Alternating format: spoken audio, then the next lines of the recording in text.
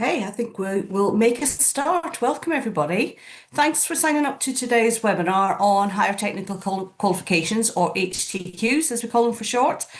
Even better that you've been able to join us live today. I think that always makes such a difference. It's good to properly meet people and to be able to take any questions that you've got live as well. We are being recorded today, and you will get a copy of the recording afterwards as well. Just a couple of introductions. So first of all, who am I? Well, I'm Kim Newman and I'm the Technical Education Programme Manager at the CDI.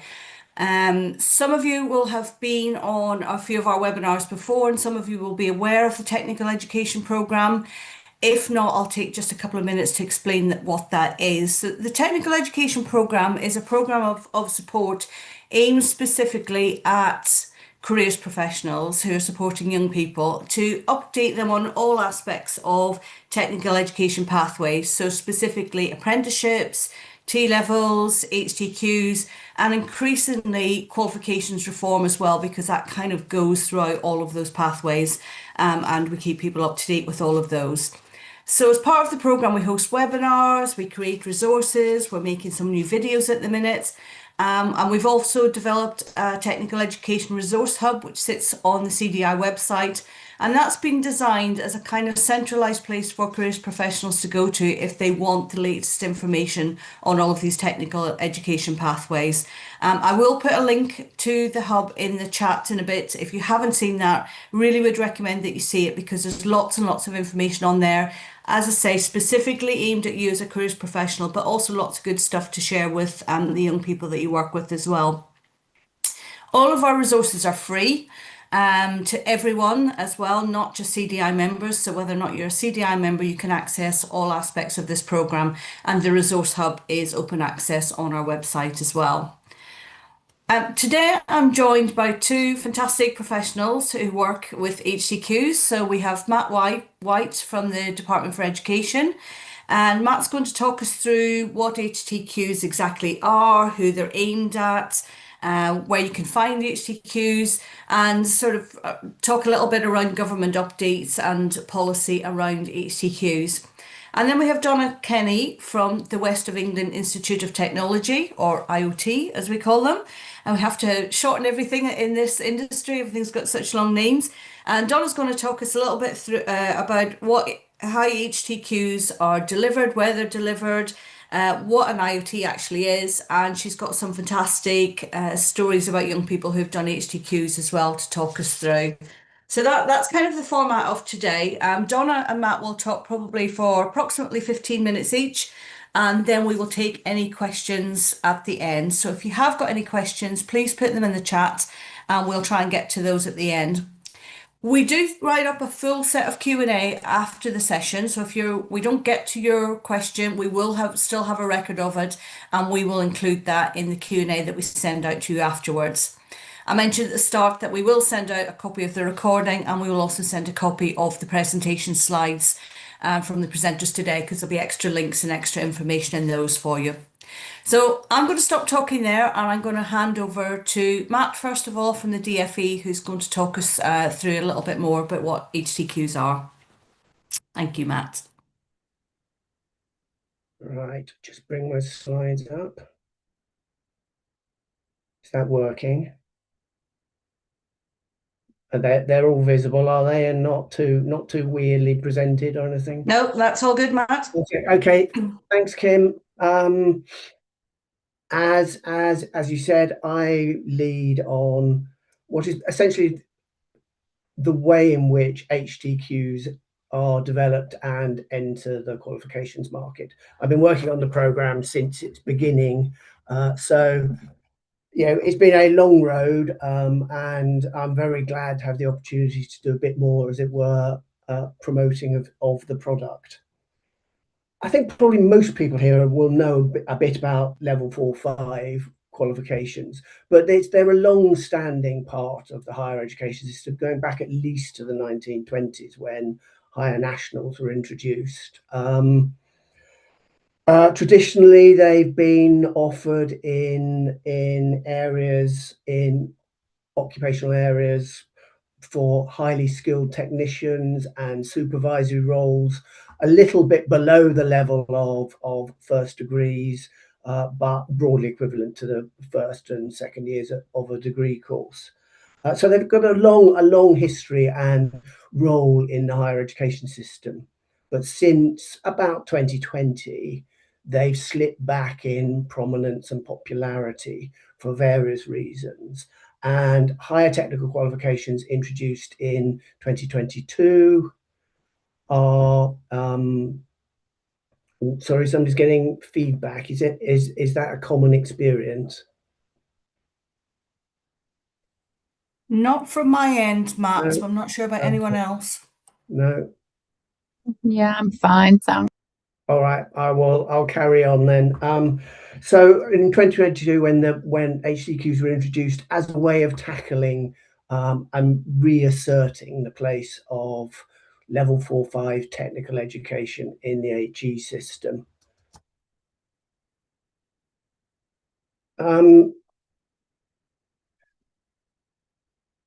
Back in the 1990s, HN, Higher National Certificates and Diplomas, were essentially the only show in town for large scale level 4/5. They were in effect, Higher Nationals were in effect the national brand for level 4/5 technical education, and were a common offering in particularly in polytechnics, where they were often linked with, as it were, progression routes into CNAA degrees. They were offered in large further education colleges. So there was this, in effect, they were the level 4/5 and higher nationals were largely synonymous for lots of people. But from 2000 onwards, that market rather diversified. In when foundation degrees were introduced, a lot of institutions, particularly the ex-polytechnics, replaced their existing HN offer with their own branded foundation degrees, qualifications like certificates and higher diplomas of higher education, which had originally been mainly about teacher training, diversified into other areas. And over that period, the market became quite diversified, more brands, more kind of over more options, and that reduced, if you like, the kind of single focus on higher nationals. At the same time, massive expansion of degree provision, and essentially higher technical education sort of slipped back a bit in the consciousness, in the prominence. The take up began dropping. What HTQs are essentially trying to do is clarify this market, provide a much clearer focus for level 4/5 technical education. If you like, a single identifiable brand that people understand and know what it does and what it's for. We know that we talk about level 4/5 qualifications. People say, what are they? What do they do? There is always an explanation involved, and essentially want to get to a point where, as with other large scale national qualifications, you don't really have to explain what they do.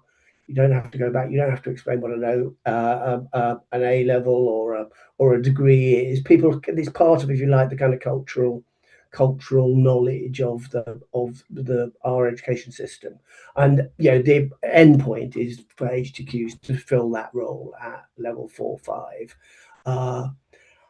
Combined with raising awareness of the types of education they cover, the role of them, giving employers confidence in understanding what the brand is. And that is essentially what the HTQ program is about providing a much clearer market at level 4/5 of technical education that people understand. They know what it's for, they know how to access it, and so on. That, as it were, the starting point of providing that, as it were, clarity that was lost over 25 years or so of different reforms, all well-meaning, all intended to raise the profile and increase the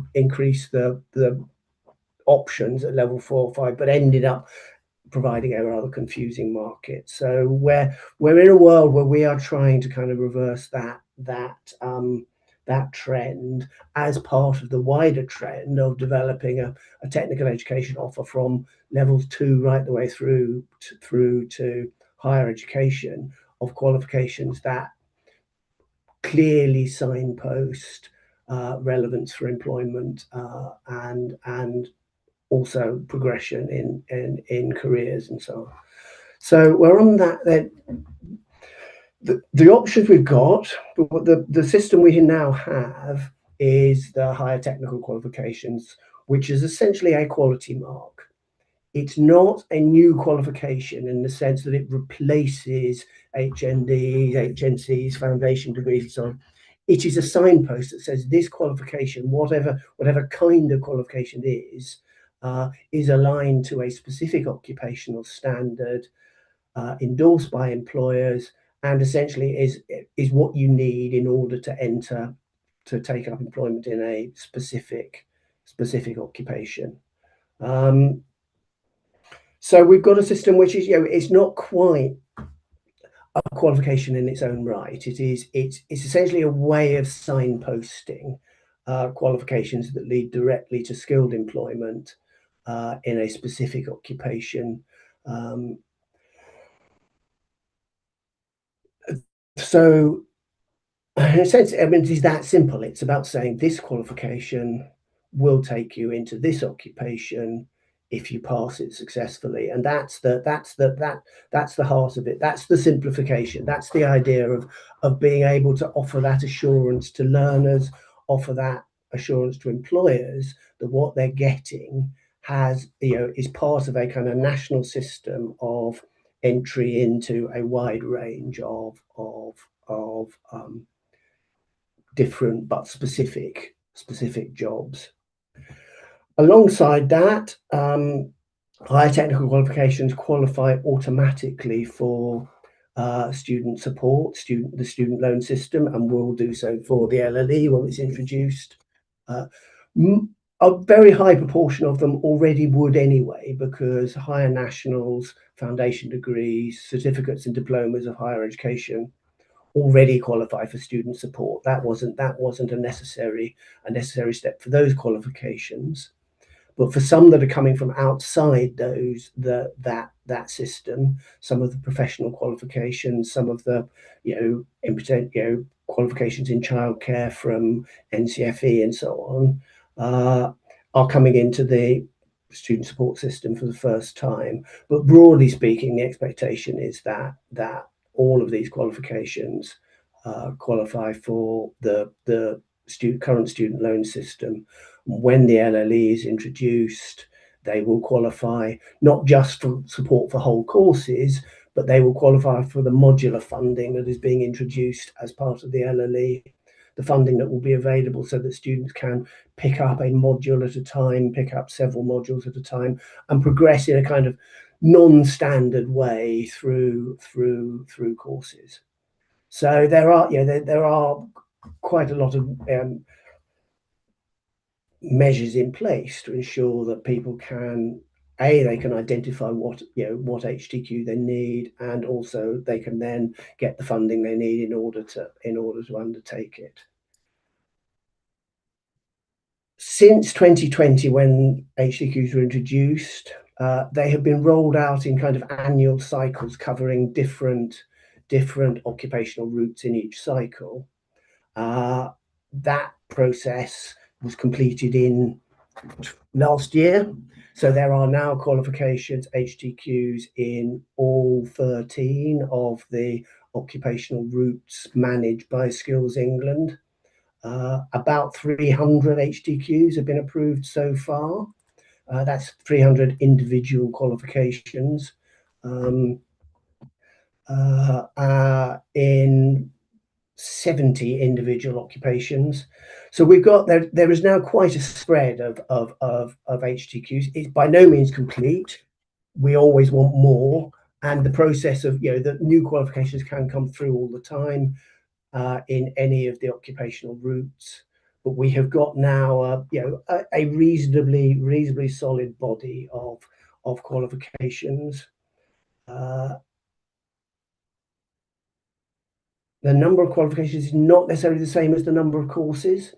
Some of the HTQs are offered by a single institution, a single university, or a single college, but quite a lot of them, there are about 50 HNDs and HNCs approved as HTQs, and those obviously are offered in a wide range of institutions. So, looking on the UCAS website this morning, there are over 450 individual HTQ courses listed on the UCAS website. They can be searched as HTQs in the same way that one can search for degrees, and they can be searched in relation to kind of specific subject areas, specific titles, and so on.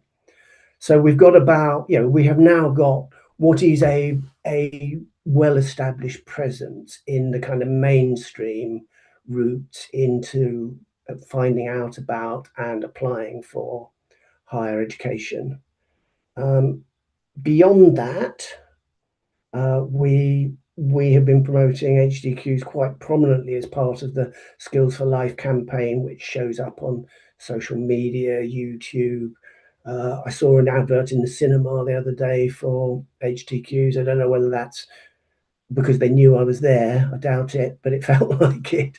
So there's quite a lot of publicity. There is the Skills for Careers website, which has more information. So there is, as it were, a kind of body of activity around the existence and promotion of HTQs, which is, I think, increasingly accessible and increasingly easy to find for learners and for employers who want to find out about them. We're still in a world where level 4 or 5 is very much, is not like degrees.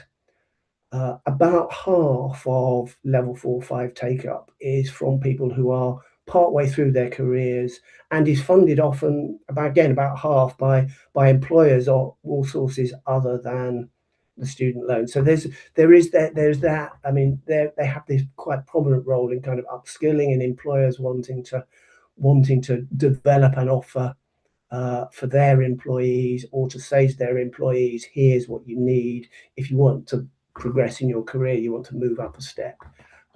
So there's kind of body and range of activity around higher technical qualifications that is helping to sustain them and build them into, if you like, the kind of collective consciousness of what's out there for technical higher education, as it were, below degree level, but nonetheless in occupations that carry a significant premium, have quite high levels of skills demands, whether they're technical or supervisory skills, in quite a wide range of subjects. So we've kind of started that process. I don't think any of us thinks it's complete yet, and you still find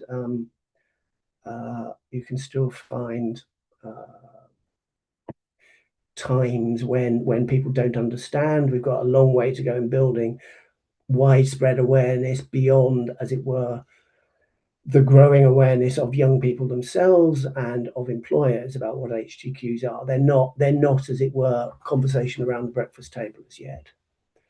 I've got a question in the chat about funding. Typically, yes. After completing level 3, level 4 is not free. It's part of the loan system, the student loan system. The jump from level 3 to level 4 is moving from the kind of free 16 to 19 education system for young people into the higher education system where the funding is different. I wouldn't say it's impossible to get funding for a level 4, but typically no. Typically it's part of the student loan system, not part of the 16 to 19, 16 to 24 funding system. I don't know whether that answers the question, but we could pick that up at the end if there's anything. How do HTQs compare to level 4-5 apprenticeships? They are intended to be two branches of the same tree, same or two routes to the same destination. That is, qualification with acquisition of the skills required for a particular occupation. Level 4-5 apprenticeships obviously are funded in a different way because the learners are paid. They're funded through the levy and so on. So for a lot of learners, that's an attractive option. They're not accumulating a loan while they study, but others want, for whatever reason, to go down the full-time education route, in which case they access student loans. But in terms of the outcomes, it's neutral between HTQs and level 4-5 apprenticeships. The intention is that people end up in the same place. The balance in an course of education is different potentially from a work-based training route, and the profile that people exit from can be a bit different. But the basic aim is the same. Here is your entry ticket to that occupation. So finally, what's next for HTQs? I think I've kind of described where we are. We are still, by qualifications terms and higher education development at an early stage. We've got the basic system in place. We now want it to grow and develop. There are some obstacles to that, and the skills white paper kind of highlighted some of them. That HTQs at the moment can only be an HTQ if it is aligned to a specific occupational standard in what is now the Skills England occupational maps. That's a limitation we have found. It guarantees a link to a specific occupation, but it is quite limiting. It prevents HTQs in smaller or niche occupations where there's no demand for a single an apprenticeship. It means there is basically 100% overlap between HTQs and apprenticeships, and there is demand, we have found, for a more flexible offer where there is demonstrable occupations, demonstrable jobs. They just happen not to be covered by an occupational standard. So we are looking at various measures to kind of flex up the system a bit to meet some of that demand for more localized, more collaborative, more niche, more specialized occupations, which don't really work with the whole occupational standard system, but where there is still demonstrable employer demand for those occupations. So we will be publishing a more flexible approval criteria to allow other categories of qualifications in, with the baseline always that they are linked to entry to or progression in a specific occupation. They're not about making them more general, they're about making them more flexible and tailored. For instance, there was recently a new HND in medical technology, which has become an HTQ, and that was a collaboration, quite a specific collaboration between the Birmingham Mayoral Strategic Authority, Birmingham Universities and Colleges, and Pearson to develop this qualification, which they wanted to be an HTQ. And we want more of that kind of thing coming through. So there will be more flexibility. We want to work out a way of licensing the HTQ brand, so that rather than having to jump through the hoop, the approval hoops at each individual qualification, at some institutions at least, will be able to in fact have a license for the brand, and providing they abide by the criteria of what is and what isn't an HTQ, they would be able to apply the brand themselves without having to do the full approval process each time.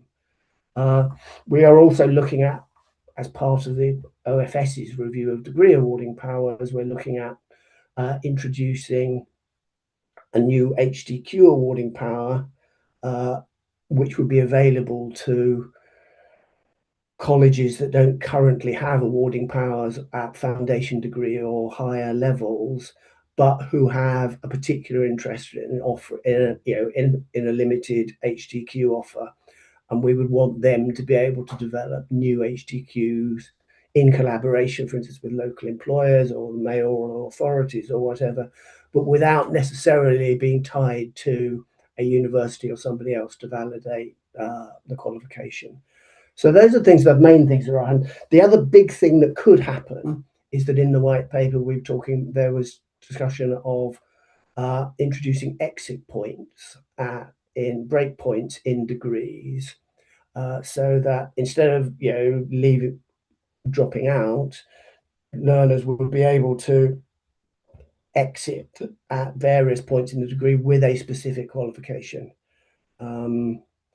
After year one or after year two, the current thinking is that the degrees where that would happen would be those which are amenable to kind of intermediate career exit points. So things like engineering, business studies, and so on, where there are occupations at levels 4, 5 that people could leave and then come back if they wanted to finish their degree, complete the degree later.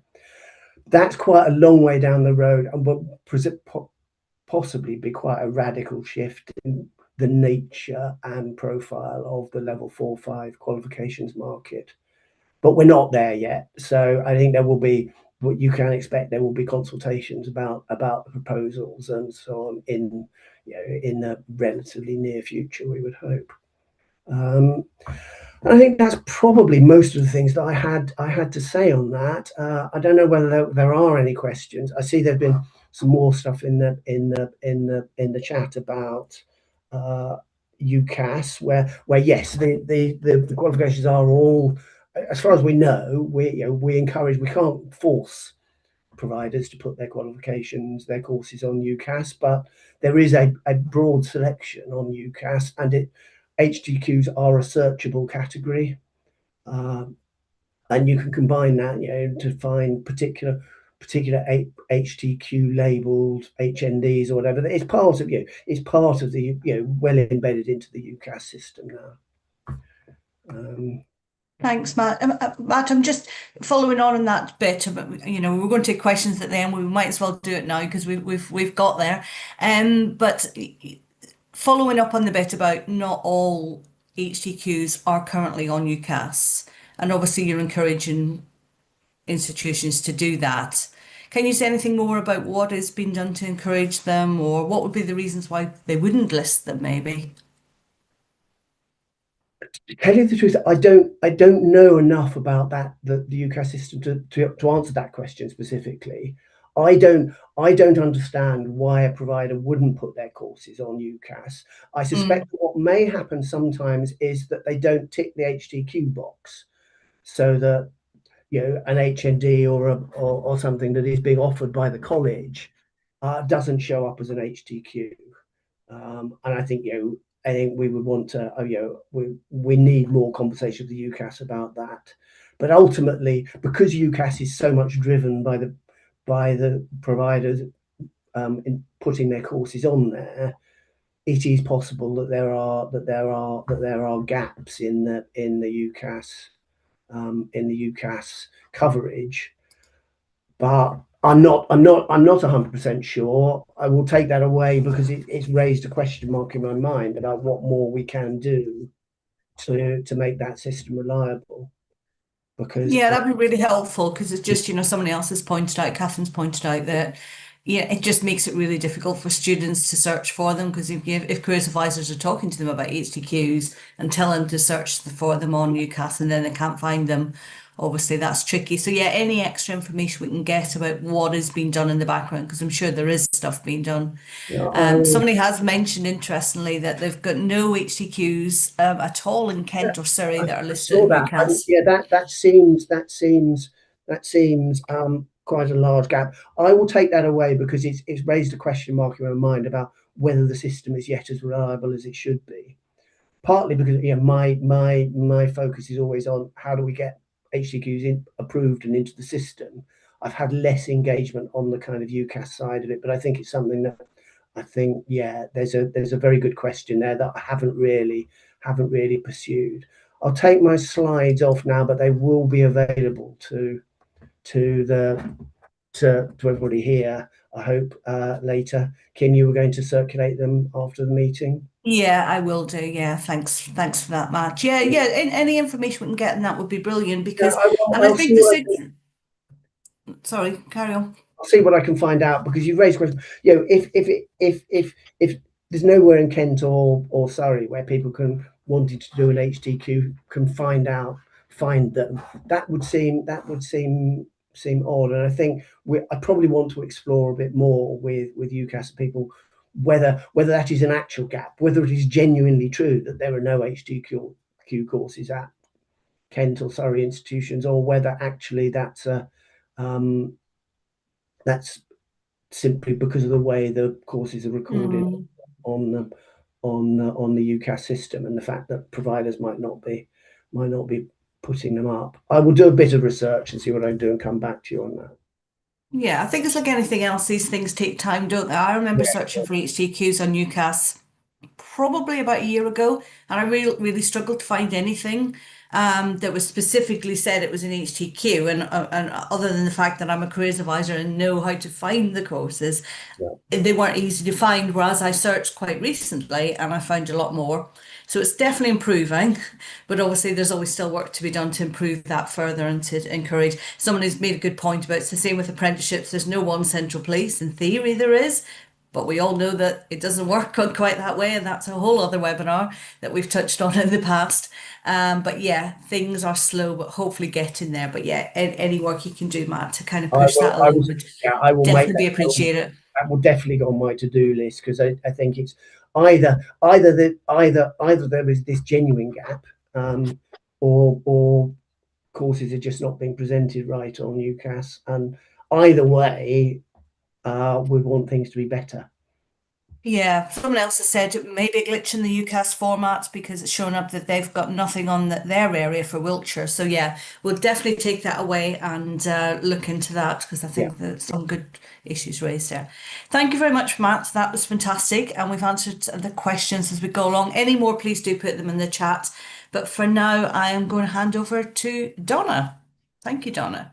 Yeah, thanks, Kim. Yeah, I'm just going to share my screen. So I'm hoping this will show up. We did a little bit of a tech run to start off with. So let's see. There we go. Is that sharing? Yeah, all Can everyone good. see that? Yeah. Fantastic. Is it on presenter mode or is it? It's not on presenter mode my side. It is now. Fantastic. Brilliant. That's Brilliant. fine. No problem. Brilliant. So yeah, thanks for having me along today. Really nice to see some familiar names in the chat, and also kind of those participants. So hi to those that are here. So my name is Donna Kenny, and I'm the strategic lead for skills and technical education within the West of England Institute of Technology. So although I appreciate that we're West of England based and we've got everyone joining from lots of different regions, it's not going to be all West of England focused, albeit the examples at the end will be, just because those are the ones that have been studying within our institutions. But I suppose what I wanted to do really is kind of give you an overview of kind of what the Institutes of Technology are, what we were set up for, because maybe sort of answering some of those questions off the back of Matt's presentation about how to find those HTQs, it might be that your local IoT is the place to kind of reach out to. So Institutes of Technologies were set up kind of 2019, 2020. They were an initiative through the government and funded through Department for Education, with the first wave kind of opening their doors in 2020. And the West of England was part of that first wave. We are basically the champions and the kind of drivers behind those higher technical educations, HTQs being a big part of that. But it's about collaboratively working with both education and industry partners to ensure that those skills are met.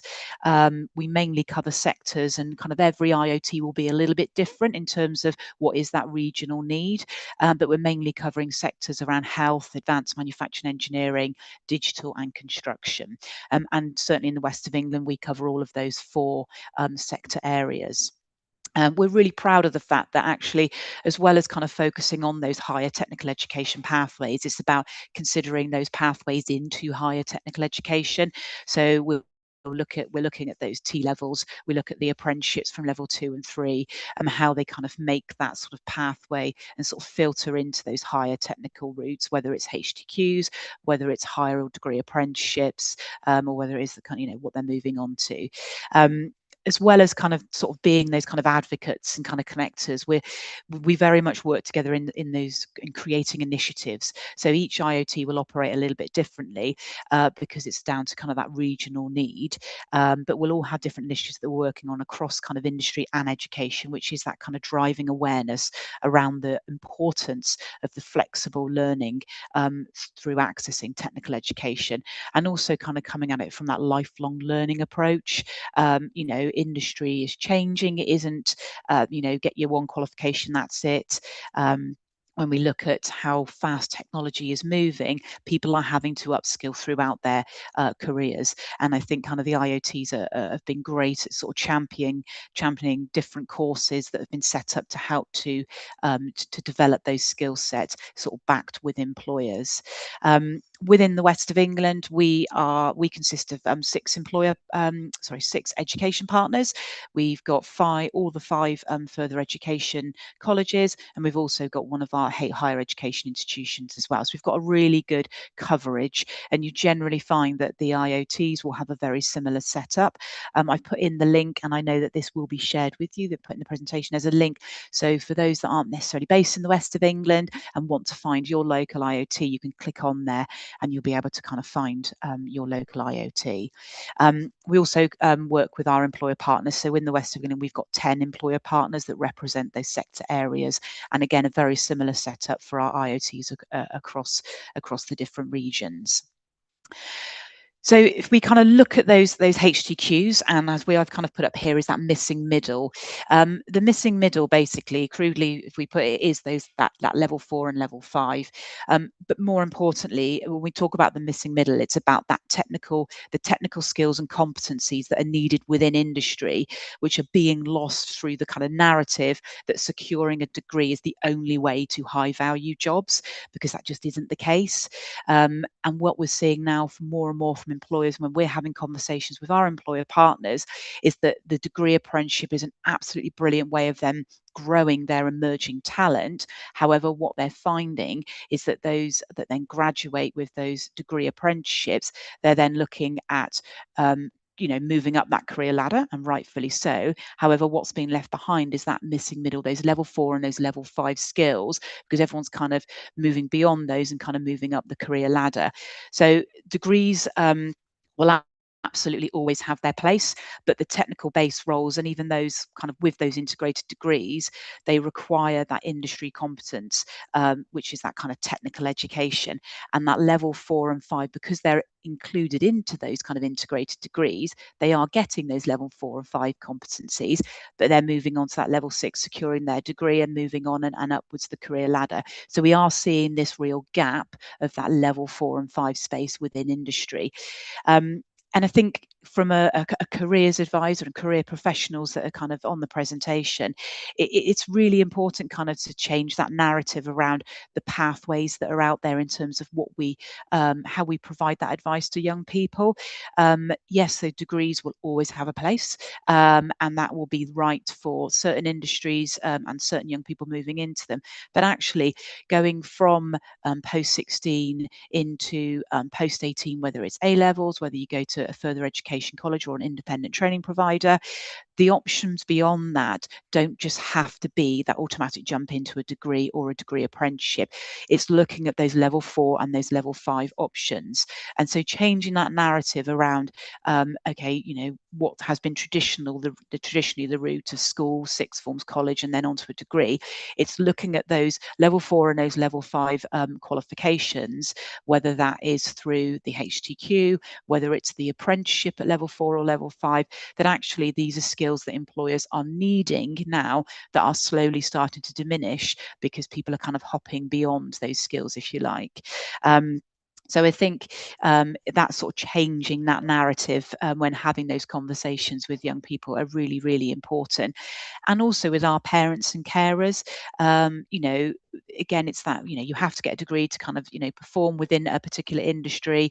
It isn't actually the case. It's looking at providing the skills and technical competencies within that, you know, within that sort of landscape that will allow people to move on. If we think of that lifelong learning approach that we're taking, if they, you know, if they want to then move on eventually.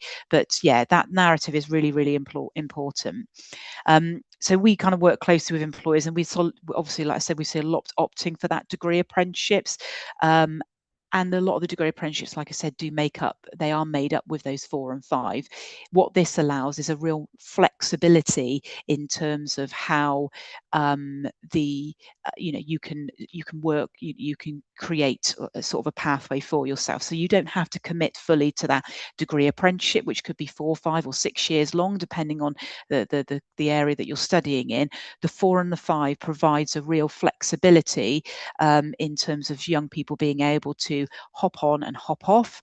But also, we know, as Matt said, you know, there is that you know, sort of upskilling as well. And there's a lot of HTQs in the level 4 and level 5 that are used for employers to upskill existing staff, again, to bring in the skills that people that have been in industry for a long time need, that young people are getting as part of these level 4 and 5 qualifications beyond post 18. So the higher technical qualifications are so important for kind of creating those pathways into industry and providing the skills that employers are saying they need now and in the future. It isn't just all about going straight on to those degrees or degree apprenticeships. That flexibility in learning, they can be done full time, they can be done part time, so it can offer the, you know, the ability for people that are already in work to do it part-time, but also that flexibility that, you know, apprenticeships aren't always going to be right for everyone, and some people aren't necessarily right going into that world of work straight away, but by doing a higher technical qualification, they're still getting those competencies that are needed within industry. So it does provide that flexibility for both young people and the employer as well. And we've kind of obviously spoken about the promoting that lifelong learning. I think we kind of need to keep that sort of narrative going with young people, that, you know, education doesn't stop as soon as you step out of that institution that you've done your training with.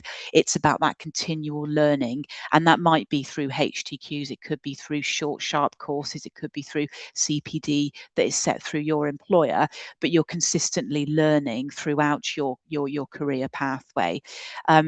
And I think when we look at kind of HTQs and all technical education, it's about developing those skills because they're underpinned by employers, and that's what they want. So the skills are embedded into these qualifications so that there is that pathway beyond the qualification into the workplace.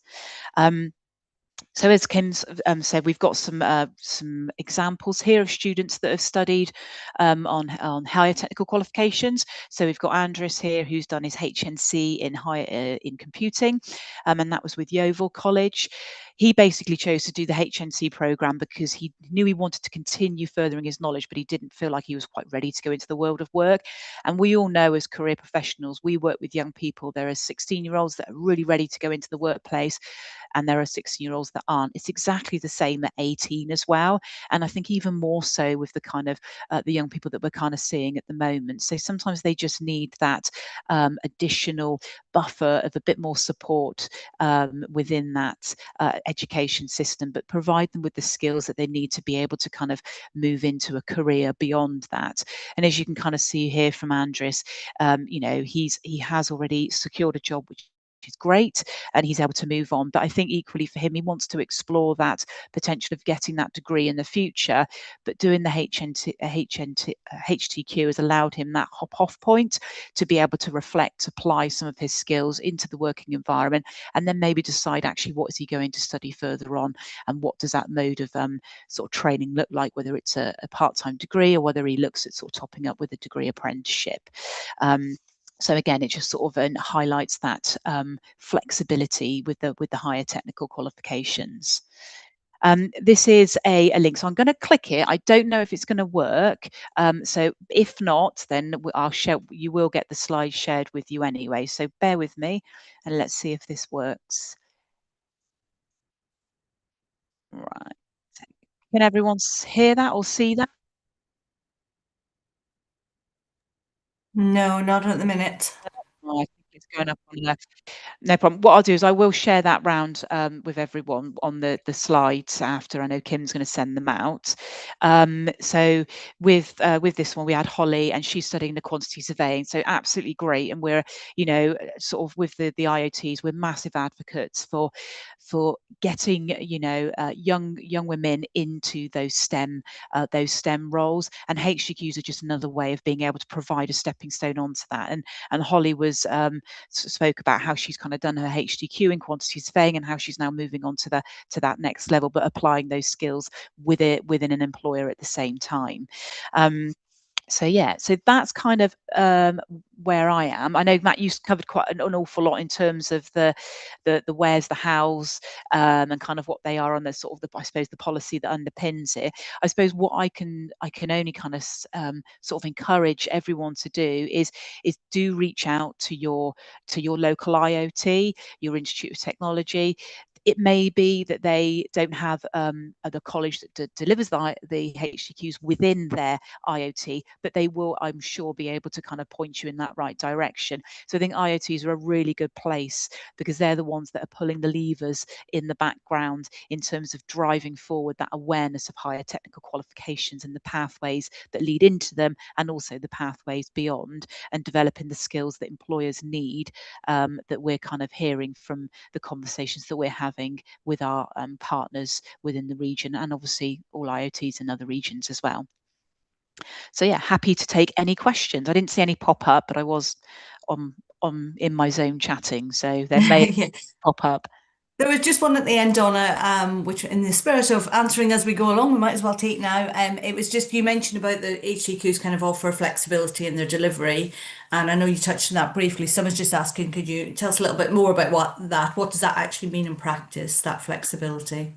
Yeah, definitely. So there are options, and every kind of provider that delivers the HTQs will be a little bit different. So it is also worth reaching out to your local provider.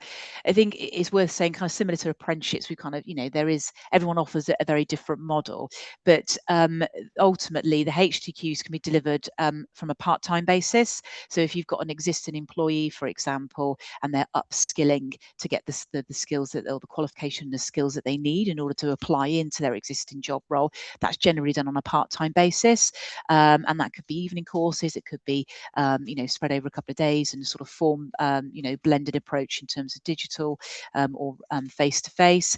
And then there is also the full-time sort of pathway as well. And as kind of Matt touched on, you know, this is higher education, so there is ways of accessing funding in order to be able to you know, put yourself through those qualifications. So it can be done on a full-time basis as well. It just depends on the learner, their need, what their kind of, I suppose, their employment situation is, and you know, that basically. Just linked to that, Catherine's asking, can a recent graduate of a full degree apply for an HTQ? I'm guessing no. I don't. No, from what I understand, it's going to be something. It's all based on competencies. So if you've got those technical competencies already, then you won't be able to essentially be taught to them again. It's very similar when you start an apprenticeship. Any provider will kind of do sort of prior learning, so they will be able to sort of identify where are you in terms of your distance travelled with with those competencies. So it will be probably is similar for those HTQs. But again, it's worth reaching out and having those conversations, because there will be, you know, certainly with our institutes of technologies, with working with employers, we know that there are lots of different options out there to provide employers with those technical education and upskilling opportunities, and they don't always exist in long-term 1 or 2 year courses. There are short courses available as well, so it's still worth having those conversations with your local IoT or with your local college that's providing sort of delivering HTQs, because it might be there are other options available. Would that be the same if someone wanted to totally change their career and do an HTQ in a different area? Yeah. Yeah, absolutely. Yeah. Yeah, because you're learning new competencies. Yeah, okay. Do certain employment sectors value an HTQ more than a degree? Anecdotally, I would say yes, just purely because with the degree, and in fact, I've got a really good I was on a webinar a few weeks ago, and someone used this analogy, and I stole it because I thought it was really good. And it's the theory of learning to fly a plane. So if you were a pilot and you've been to university and you've got all that theory knowledge, and they're going to sit you in a plane, in a seat, and go, right, go and fly the plane. In theory, you'd be able to do it, but actually, you've never actually practically applied that theory knowledge. Whereas if you look at that technical education approach and that HTQ, you are learning those technical competencies while working towards that qualification. So it's a kind of more confident, competent, risk adverse approach to gaining the skills and competencies needed for industry. So I think personally and anecdotally, I hear that yes, that is, but it will depend industry on industry. But yeah. Yeah. Okay, thank you for that. I think that's all the questions for. Oh no, we have got another one in. No, we've answered those. So we'll take any if any others come in. But yeah, I think as careers professionals, there's so much to get your head around with everything, isn't there? Really difficult job to keep up to date with everything. But hopefully today we have given you that broad overview of what HTQs are, maybe brand new information, maybe a refresher for many of you. As we know, the world of education is constantly evolving and constantly changing, and the whole post 16 system and post 18 system at the minute is changing quite dramatically, and that's part of what we aim to do in this program is to keep you up to date as these changes happen. So we tend to run these webinars as and when we've got new information to update you on. We've ran a whole series of webinars in February, really just to tie in with National Apprenticeship Week. So we've ran one on apprenticeships, one on T levels, one on qualifications reform. But yeah, generally speaking, we tend to run them when new information comes out. So when we have got more information, we'll update you on those. It is also worth noting that on the Technical Education Resource Hub that I mentioned, we do have previous webinars on there. So if you want to go back and listen to previous webinars in any of those areas, they're all on there. The Q&A I think are particularly useful because you'll kind of see the questions that people have asked in the past. They're probably questions that you would want to ask as well and would be useful to you. So it is always worth it having a quick scan of those. So whether or not it's more information on HTQs you want, or the T levels one, apprenticeship one, or qualifications reform, they're all on there.